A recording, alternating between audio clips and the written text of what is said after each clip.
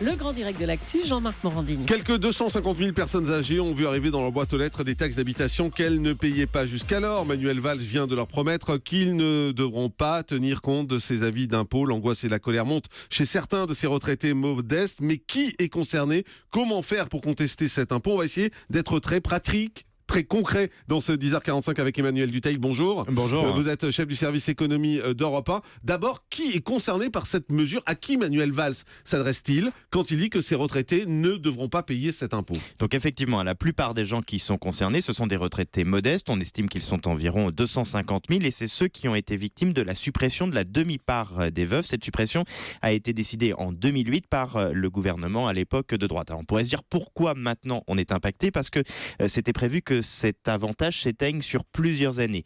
L'année dernière, en 2014, il avait été décidé de reprolonger l'avantage d'un an, puisque à l'époque, le gouvernement s'était dit ça va justement faire augmenter la fiscalité des plus modestes. Entre-temps, il y a eu les baisses d'impôts qui ont été décidées pour les plus modestes, et à un moment, le gouvernement et les députés, semble-t-il, se sont dit peut-être que ça va nous permettre de ne pas avoir cette hausse de la fiscalité que l'on aurait pu imaginer. Ça a été une erreur totale, et du coup, ils n'ont pas fait attention à ce qui allait arriver, d'où cette hausse de la fiscalité.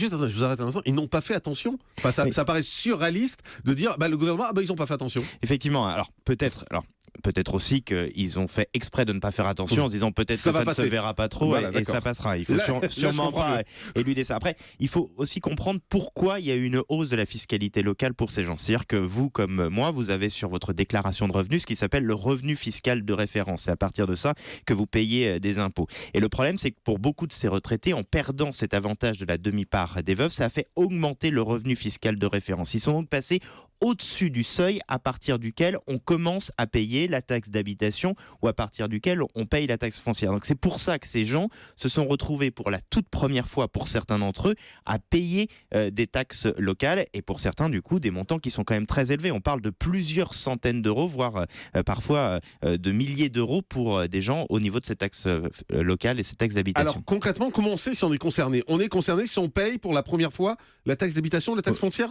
Simplement, ça marche comme ça? Quasi aussi simplement, mais c'est aussi simple de voir si jamais on a eu effectivement la disparition de sa demi-part des veuves. Ça, les gens savent s'ils ont perdu leur demi-part. Sont également concernés tous ceux qui ont eu la fiscalisation de la majoration de pension de 10% pour les parents de 3 enfants ou plus. Ça, c'est une disposition qui a été prise par le gouvernement socialiste et qui a eu également pour effet de faire augmenter le revenu fiscal de référence. Donc, tous ceux qui jusque-là n'en payaient pas, a priori, et qui sont des retraités modestes plutôt âgés, sont concernés par le remboursement promis par le gouvernement. Alors qu'est-ce qu'on fait dans ces cas-là? Faut payer? Faut pas payer? Faut attendre? Faut appeler? Faut écrire? Faut faire quoi? Alors il y a plusieurs cas de figure.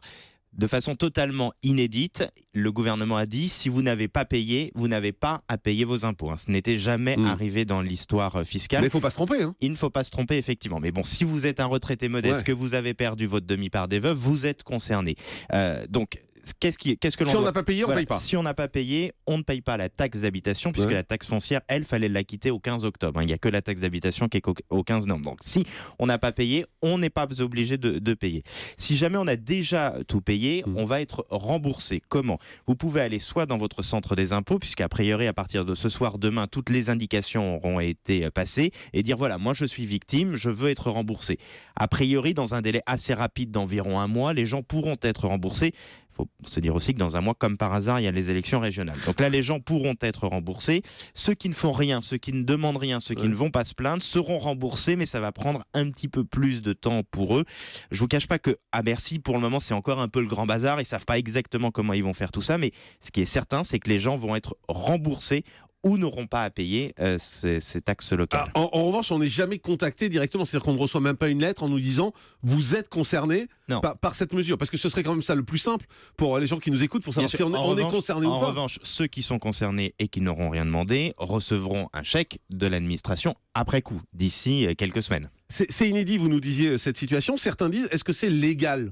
Alors, certains se disent, est-ce que c'est constitutionnel de décider comme ça, de rembourser les gens, puisqu'on pourrait se dire qu'il n'y a pas d'égalité vis-à-vis de l'impôt, puisque d'autres ont vu leur taxe foncière ou leur taxe d'habitation augmenter. Olivier Duhamel, qui est le constitutionnaliste maison que j'ai eu en ligne hier matin sur cette question, me dit, a priori, ça ne pose pas de problème pour la simple et bonne raison qu'il y a eu l'année dernière une exonération sur ce bout point bien précis qui était passé dans la loi. Donc pourquoi ça poserait problème cette année, hein? C'est-à-dire qu'ils vont faire pareil, un texte législatif cette année et un texte législatif l'an prochain, puisque c'est important de dire aussi aux gens qu'ils n'auront pas de taxes l'an prochain. Après, on verra, rien n'est décidé. On verra, effectivement. Vous nous rappelez d'un mot qui sont les personnes concernées, parce que c'est la chose la plus importante. Principalement ceux qui ont perdu la suppression, ceux qui ont vu leur demi-part des veufs supprimée. Voilà, au moins c'est clair. Merci beaucoup Emmanuel Dutheil d'avoir été avec nous, chef du service économie d'Europe 1. Très précis, très concret pour savoir qui est concerné pour cette mesure dont on parle depuis un moment. Mais c'était important de prendre le temps de vous préciser si vous, qui nous écoutez, vous êtes concerné ou pas par cette mesure, puisque vous ne recevrez pas de l'aide, vous l'avez entendu.